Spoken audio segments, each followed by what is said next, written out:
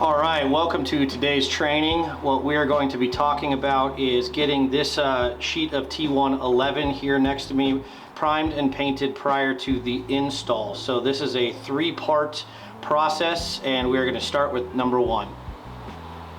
All right, number one is you've got to sand down what are kind of called burrs on this surface. If you were to drag your hand across, it's a very rough texture on this plywood, this T111 plywood.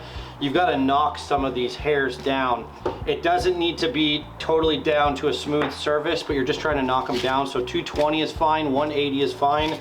I'm using 220, and it's supposed to be a pretty quick process.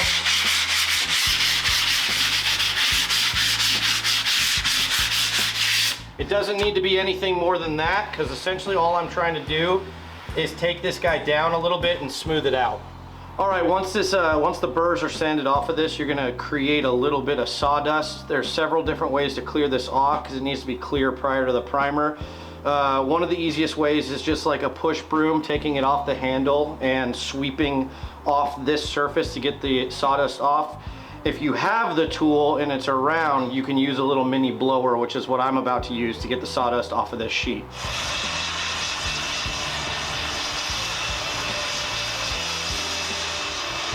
All right, so the first step in the priming process is to use the XIM Peel Bond. Essentially, the whole point of this primer is to keep this plywood, slow it down. You can't stop it, but it slows down the plywood delaminating and breaking up over time. That's what's called checking. You'll learn about that elsewhere.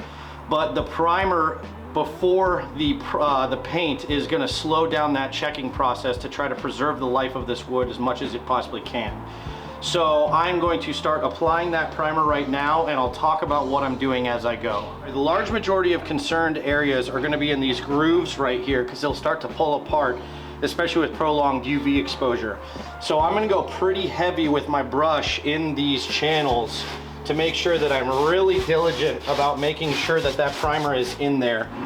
The rule of thumb is to dip more than you think you need. And I like to do the grooves first because it's gonna build up a lot of excess on the face, but that's okay because then I'm going to smooth that out as I'm rolling. My next part of the sequence is to now get this primer on the face, like so.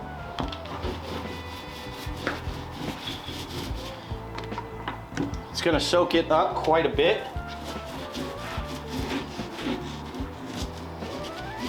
But you want to get as much of this on here as you can.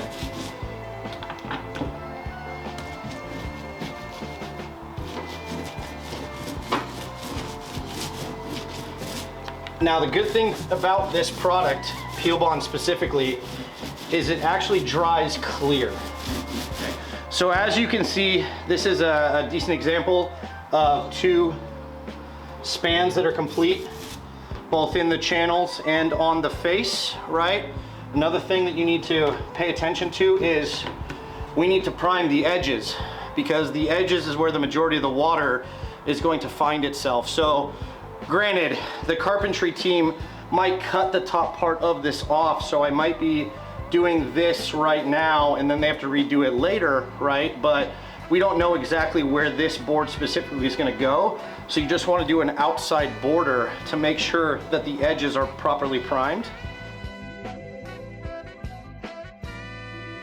Okay, last step of the XIM Peel Bond process on T111 is you want to prime out a border on the back side of the entire sheet. That way, if any kind of water does get behind that sheet once it's placed up and installed, you have an added layer of protection on the back side of this because this is also an area, a hot spot where water damage can lead to dry rot. So just go with the size of your roller. This is a 6-inch roller, so I'm just trying to create a 6-inch border with the Peel Bond.